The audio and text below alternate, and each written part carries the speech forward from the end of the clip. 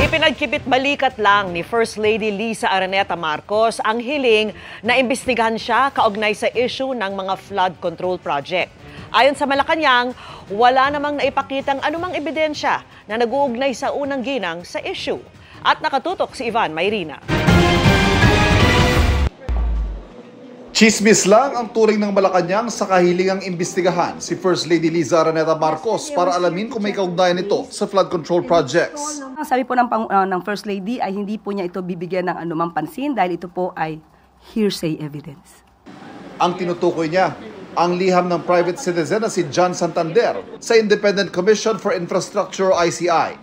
Kalakip nito ang mga larawan ng unang ginang sa mga pagtitipon kasama si Maynard Ngu, ang tech billionaire na iniuugnay sa mga anomalyang flood control projects.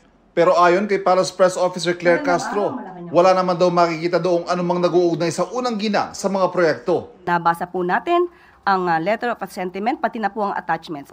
Mismo ang mga attachments ay walang nag-uugnay at walang naipakitang anumang ebidensya na magsasabing merong anomalyang flood control projects na pinasok ang unang ginang. Patuloy namin kinukuhanan ng pahayag si Ngu. Dagdag ni Castro, hinihikayat ng palasyo na magsumbong ng katiwalian ng sinuman kung may ebidensya. Pwede nating encourage kapag sila ay kompleto ng ebidensya. Kung merong patutunguhan, vetted, pero kung ito po ay paraan lamang para magkaroon ng fishing expedition, para ang ICI ang gumawa ng paraan para mag-imbestiga sa mga akusasyong wala namang basihan, hindi po kasi yata yun ang mandato ng ICI.